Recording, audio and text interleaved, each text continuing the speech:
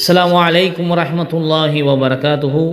அல்ஹம்துலில்லாஹி வஹ்தா வஸ்ஸலாத்து வஸ்ஸலாமு அலா மன் லா நபிய்ய பஅதஹு பாத். அன்பார்ந்த இஸ்லாமிய சொந்தங்களே, உறவுகளே, அன்னை ஃபாத்திமா பெண்கள் அரபிக் கல்லூரி சார்பாக நடத்தப்படும் கற்போம் கற்றுக் கொடுப்போம் என்ற நிகழ்வின் வாயிலாய் மீண்டும் உங்கள் அனைவரையும் சந்திப்பதில் மகிழ்ச்சி அடைகிறோம். அல்ஹம்துலில்லாஹ்.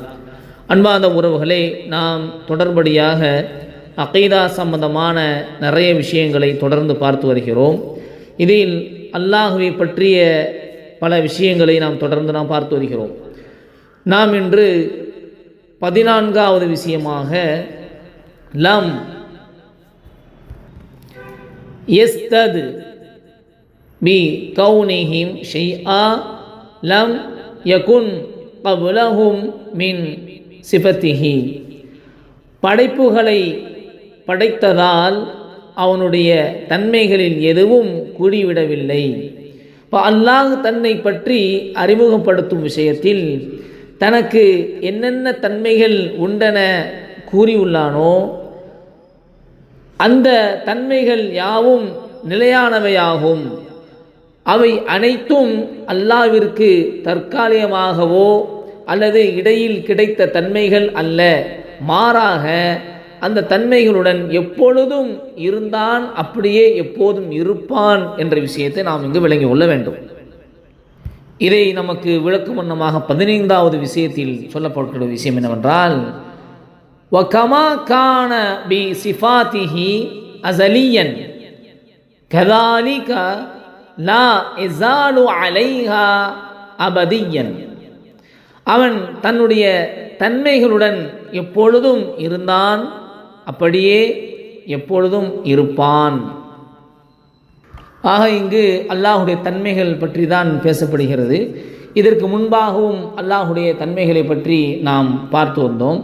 ஆக அல்லாஹுடைய தன்மை இருக்கிறதே, இது நாம் விளங்க வேண்டிய புரிய வேண்டிய விஷயம் என்னவென்றால், இது இடையில் தற்காலிகமாக அல்லாஹுக்கு கிடைத்த தன்மைகள் அல்ல, அல்லது இந்த தன்மைகள் ஒரு சில காலங்கள் தான் இருக்கும், அதற்கு பிறகு அவனை விட்டு நீங்கிவிடும் என்பதை போன்றும் அல்ல. அதே போன்று இந்த தன்மைகள் ஆரம்பத்தில் குறைவாக இருந்தது, பிறகு அதனுடைய வீரியம் அதிகரித்து விட்டது என்பதை போன்றும் அல்ல.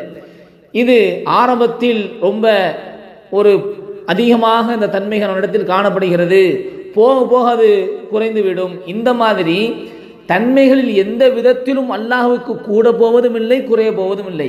அவன் ஆரம்ப காலத்திலிருந்து எவ்வாறு தன்மைகள் அவனிடத்தில் இருந்ததோ அதே போன்றுதான் என்றென்றும் அவனிடத்தில் அந்த தன்மைகள் எந்த விதமான மாற்றம் இல்லாமல் தொடர்ந்து நீடித்து இருக்கும் என்பதை நாம் இங்கு விளங்கி கொள்ள வேண்டும். அதை விளக்குவதாக தான் இந்த இடத்திலே மிக அழகான முறையில் சொல்லியிருக்கிறார்கள், படைப்புகளை படைத்ததால் அவனுடைய தன்மைகள் எதுவும் கூடிவிடவில்லை.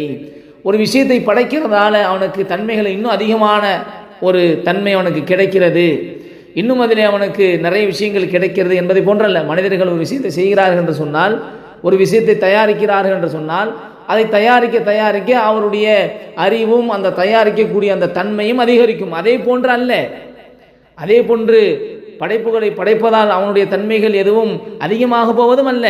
அதே போன்று அவன் தன்னுடைய தன்மைகளுடன் எப்பொழுதும் இருந்தான், இடையில் வந்ததும் அல்ல, அப்படியே எப்போதும் இருப்பான், அது போக போவதும் அல்ல என்பதை இங்கு விளங்கி கொள்ள வேண்டும். இது அல்லாஹுடைய தன்மைகள் சம்பந்தமாக நாம் முக்கியமாக விளங்கி கொள்ள வேண்டிய புரிய வேண்டிய விஷயம்.